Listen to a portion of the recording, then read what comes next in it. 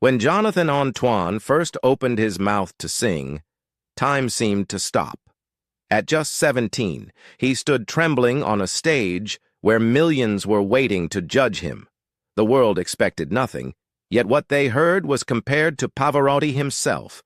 But behind the breathtaking voice was a childhood marked by cruelty, loneliness, and a secret that would only come to light decades later. His rise to fame looked like a fairy tale, yet the truth was filled with heartbreak, struggle, and the long fight to understand who he really was. A childhood in shadows. Jonathan Antoine was born on January 13, 1995, in Chigwell, Essex, to John, a police inspector, and Tracy, a homemaker.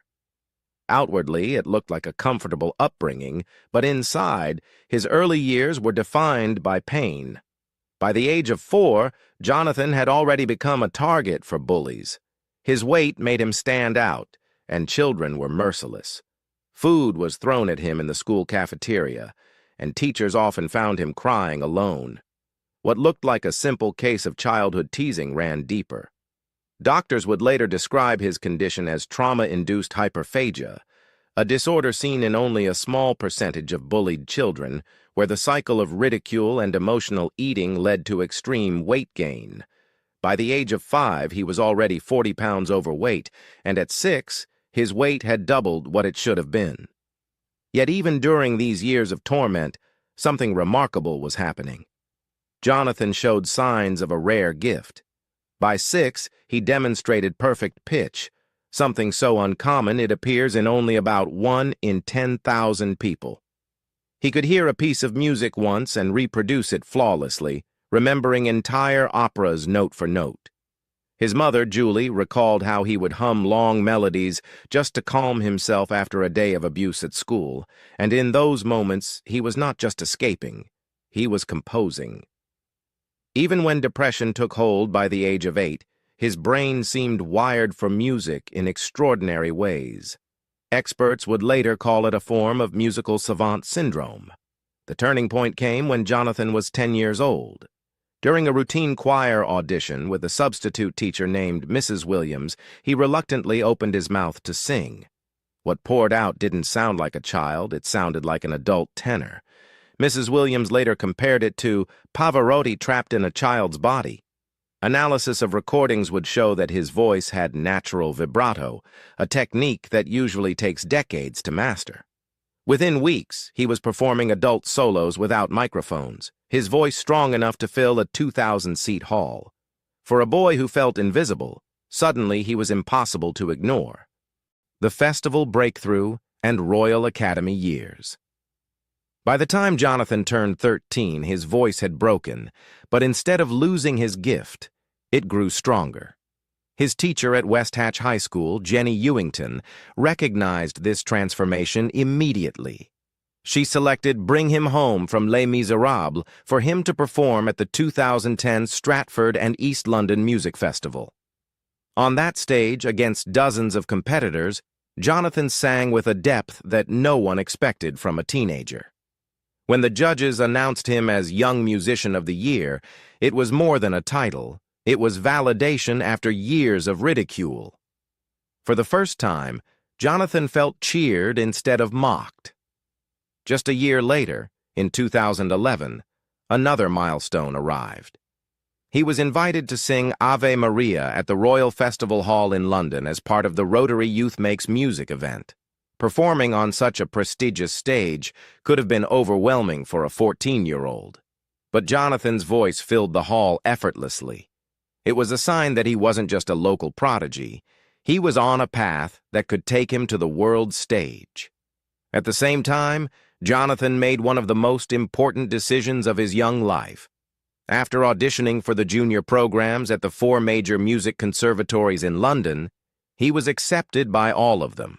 The choice was his. In the end, he selected the Royal Academy of Music, one of the most respected institutions in the world. The acceptance alone was remarkable. Out of thousands of applicants, only a handful were chosen, and Jonathan, still shy and uncertain, had impressed the judges with an almost flawless audition. Life at the academy was intense. Weekends were consumed with lessons. 6 hours of vocal technique, 4 hours of theory, and 2 hours of performance coaching. The other students at first ignored him because of his appearance, but his talent soon silenced any doubts. Within 3 months, he had been cast in the lead role of the Magic Flute, making him the youngest person ever to hold that position in the Academy's history. The partnership with Charlotte and Britain's Got Talent. In 2011, fate brought Jonathan into a partnership that would change his life. His high school music teacher, Jenny Ewington, paired him with a confident 16-year-old named Charlotte Giaconelli. Unlike Jonathan, Charlotte had been performing in musicals since childhood and loved the spotlight. Jenny's instinct was simple. Charlotte's stage presence could balance Jonathan's overwhelming but fragile voice. Their first duet was The Prayer, performed in front of a handful of classmates. Even in that small setting, the blend of Jonathan's rich tenor and Charlotte's soaring soprano was undeniable.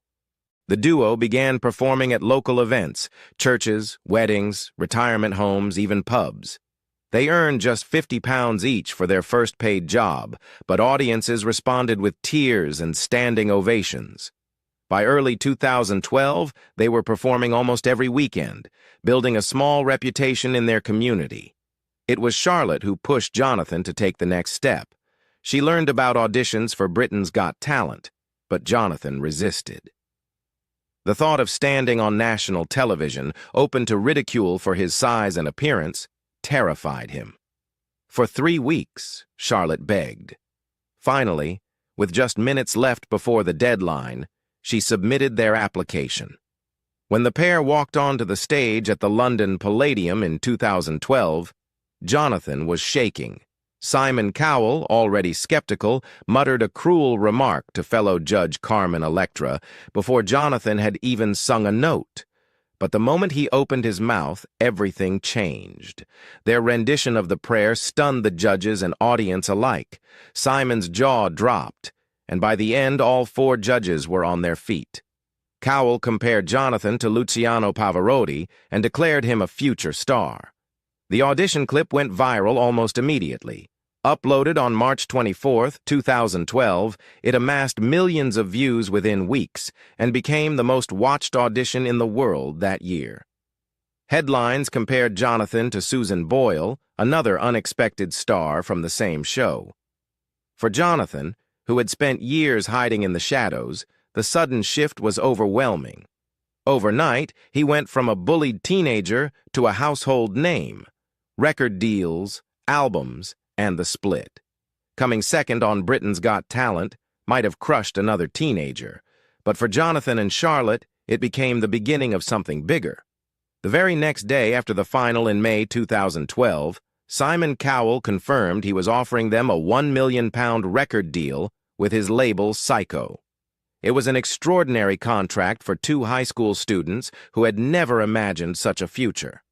That September, their debut album, Together, was released in the UK, reaching the top 10 on the albums chart before launching in the United States a month later. The record featured the songs that had made them famous, The Prayer and Caruso, alongside classical pieces and crossover tracks designed to reach both opera lovers and mainstream audiences. The success was immediate. Together sold over 250,000 copies, an achievement few winners of the show had ever matched. The duo toured, performed on television, and built a loyal fan base across the UK. Simon carefully timed their media appearances to maximize exposure, pairing the album's release with the height of the X Factor season.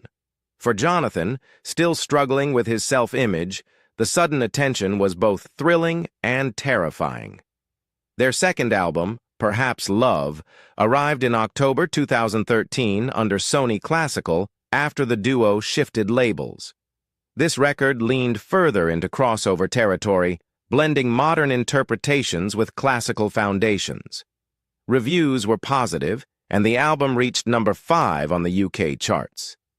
Yet behind the polished photo shoots and smiling interviews, tensions were growing. Jonathan's heart remained with opera and classical tradition, while Charlotte leaned toward musical theater and more contemporary styles. The differences came to a head in early 2014. Meetings with Sony over a possible third album dissolved into disagreements over song choices and artistic direction. Insiders revealed that the two could no longer agree on what their music should sound like. Touring had also taken its toll on Jonathan's fragile health, amplifying his anxiety and self-doubt. In February 2014, the announcement came. Jonathan and Charlotte would split. Jonathan's solo breakthrough and international career. The split from Charlotte in 2014 was bittersweet, but it opened the door to Jonathan's solo career. He was just 19 when he stepped onto the stage at the iTunes Festival, invited personally by the legendary Placido Domingo. For Jonathan, who had grown up listening to the great tenors, it was an almost surreal honor. Only months earlier, he had been terrified to perform without Charlotte at his side. Now, he was standing next to one of his idols, finally proving that his voice could hold its own. Later that year, Jonathan released his debut solo album, Tenore. Produced by Anna Berry, known for her work with Andrea Bocelli and Jose Carreras, the record was a statement. Jonathan was no longer the shy teenager from a TV talent show. He was a serious classical artist. The album climbed to the top of the Classical Artist Albums chart and even reached number 13 on the UK pop chart. Critics praised his velvety tone and vocal maturity, calling him a new star on the vocal scene. For Jonathan, the success was more than professional validation. It was proof to himself that he could survive without the safety net of a duo. The momentum carried him across the Atlantic. In 2014, he appeared at the Muhammad Ali Celebrity Fight Night in the United States, performing in Arizona, California, and Florida. These events connected him with American audiences and placed him alongside celebrities from across the entertainment world. Over the next few years, he continued to build his reputation with live performances, but the release of his second solo album cemented his place in the industry. In August 2016, Jonathan unveiled Believe, a collection that showcased his versatility. Alongside Puccini arias and classical standards, he offered a heartfelt rendition of Leonard Cohen's Hallelujah and original music, co-written with British composer Chris Broom. One track, A New Tomorrow, carried an especially personal meaning, reflecting Jonathan's struggles and hopes for the future. The album received glowing reviews, with critics noting his ability to move effortlessly between powerful operatic passages and gentle emotional phrasing. By 2018, Jonathan was ready to take another leap. He performed his first full solo concert in the United States at the Fred Kavli Theater in California. The following year, in 2019, he took the stage at the Winter Garden Theater in Canada for a special three-part concert, Beyond the Curtain. There, he sang everything from Disney classics to Nessun Dorma, the aria that had defined Pavarotti. It was the first time Jonathan had performed it publicly, a symbolic moment marking his evolution from a nervous teenager to a commanding tenor. Health battles, autism diagnosis, and a new chapter. As Jonathan's career grew, so too did the weight of expectation. By 2020, he was ready for his boldest project yet. That June, he released Going the Distance, a concept album recorded with the Royal Philharmonic Orchestra and produced by Grammy winner Greg Field. The record was divided into 3 acts, a symbolic reflection of Jonathan's own journey. For the first time, he performed Nessun Dorma on a studio album, embracing the aria that had once seemed untouchable. To cap it off, PBS aired a full concert special with choir and orchestra, showcasing Jonathan not as a former talent show contestant, but as a world-class tenor. Yet his health remained a constant struggle. Jonathan had battled obesity since childhood, and while he had lost weight after joining Weight Watchers in 2013, he often slipped back under the pressures of touring and fame. By his own admission, American tours made things worse. Fast food was everywhere. Discipline was scarce. But in recent years, he found a routine that changed his life. Beginning in January 2022, Jonathan committed to walking 10,000 steps a day, no matter where he was. Even if it meant pacing in one room for an hour, he refused to miss the target. The consistency transformed his energy. "I feel stronger and healthier than I have in 10 years, he admitted, a declaration that echoed how long he had carried the burden. Then, in early 2023, Jonathan revealed something he had kept private. He had been diagnosed with autism shortly after his 27th birthday in 2022. The announcement came during an interview in Australia and was later shared in a heartfelt post for World Autism Awareness Day. He described the diagnosis as like falling into a daydream, a recontextualization of an entire life. Suddenly, his struggles with anxiety, social withdrawal, and emotional overwhelm had an explanation. His words resonated with thousands. "We all get our own little matrix hidden just behind our eyes." It's good practice to try and imagine just what kind of lens someone else is viewing the world through. For Jonathan, speaking about autism was not only personal, it was advocacy. He began using his platform to promote awareness, compassion, and kindness. By 2024, Jonathan showed no signs of slowing down. He released, by request, the Diane Warren Songbook Volume 1, collaborating with one of pop music's greatest writers whose songs had been sung by Celine Dion, Aerosmith, and Lady Gaga. At 29, Jonathan Antoine was no longer the shy boy who once shook on the Britain's Got Talent stage. He had become an artist in his own right, shaped by tragedy, resilience, and discovery. But perhaps his greatest achievement was not the albums or the standing ovations. It was learning to seize control of his own life and to finally embrace who he truly was. Jonathan Antoine's story is one of triumph through pain, of music rising from years of silence and cruelty. From a bullied child in Essex to a tenor recognized around the world, his journey shows that fame never tells the full story. Now that you've heard his path, what part of Jonathan's life touched you the most?